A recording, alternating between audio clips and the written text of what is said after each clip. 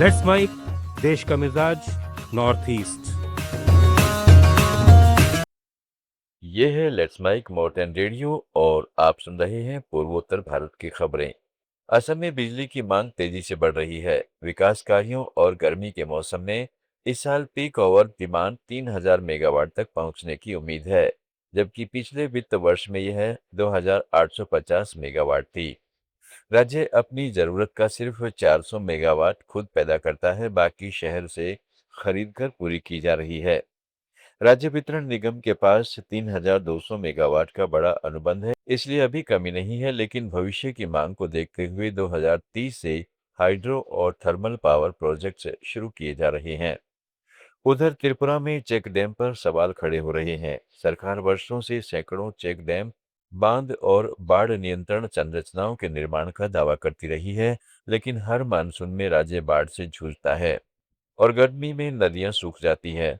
मुख्यमंत्री डॉक्टर माणिक साह ने हाल के 42 बांध बनने और 193 नए बाढ़ नियंत्रण प्रोजेक्ट शुरू करने की घोषणा की है। फिर भी विपक्ष और स्थानीय लोग पारदर्शिता की मांग कर रहे हैं। मेघालय के मुख्यमंत्री कोनराड संगमा ने कहा है कि राजनीतिक स्थिरता ने पूर्वोत्तर भारत के विकास के नए द्वार खोल दिए हैं। शिलांग में होने वाले इंफ्रास्ट्रक्चर समिट से पहले उन्होंने कहा है कि केंद्र और राज्यों में स्थिर सरकारों के कारण फैसले तेजी से हो रहे हैं, निवेशक आ रहे हैं और लंबे समय से अटके आर्थिक अवसर अब खुलने लगे हैं। पूर्वोत्तर अब तेज आर्थिक विस्तार के दौर में प्रवेश कर चुका है, जहां राजनीतिक स्थिरता, मजबूत नेतृत्व और बेहतर नीतिगत कार्यान्वयन क्षेत्र को देश के अन्य हिस्सों से तेज गति से आगे बढ़ा रहे हैं। केंद्र सरकार मिजोरम में कल्याणकारी योजनाओं को और मजबूत करने पर जोर दे रही है। उपभोक्ता मामलात राज्य मंत्री निमुबेन बम्बानिया ने खाउजोल जिले के चावंग तलाई में जिला अधिकारियों के साथ समीक्षा बैठक की और केंद्रीय योजनाओं की ग्रामीण स्तर पर प्रगति का जायजा लिया।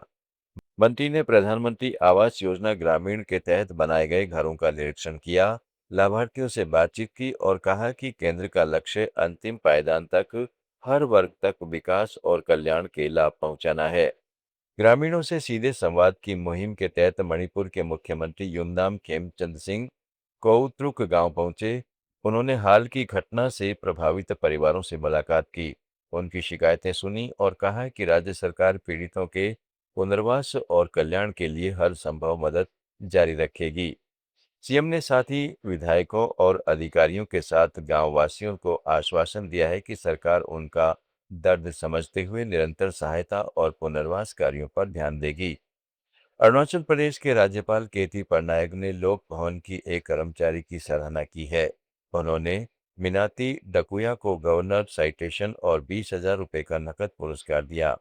8 मई को बिजली के खंभे से लगी आग को देखते ही उनकी त्वरित सूचना और फॉलो अप ने बड़े आग लगने की घटना को टाल दिया था।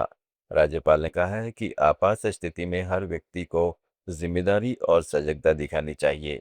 यह कार्य सार्वजनिक सेवा और मानवीय मूल्यों की मिसाल है। नागालैंड के कृषि सलाहकार महाथुंग यानथांग ने अपने क्षेत्र वोकहा जिले में विकास कार्यों की समीक्षा की।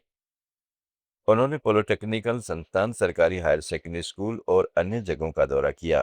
भूस्खलन प्रभावित इलाकों का जायजा लिया और अकोत्सो गांव में फुटबॉल ग्राउंड पर नए रोस्ट्रम का उद्घाटन किया। उन्होंने स्कूलों में व्यवहारिक शिक्षा, कौशल विकास और समुदाय की भागीदारी पर जोर देते हुए कहा कि स्थानीय स्तर पर ऐसे कार्य नागरिकों के जीवन को बेहतर बनाएंगे और जिले के समग्र विकास में मदद करेंगे। असम, त्रिपुरा, मेघालय, मणिपुर, अरुणाचल प्रदेश, मिजोरम, नागालैंड और सिक्किम की ताज़ा खबरों के इस बुलेटिन को रोजाना सुनने के लिए डाउनलोड करें लेट्स माइक ऐप। जुड़े रहिए लेट्स माइक के साथ। आप सुन रहे थे let's mike more than radio. Follow कीजिए हमें हमारे सोशल मीडिया प्लेटफॉर्म्स पर। It's time for news. It's time for More Than Radio.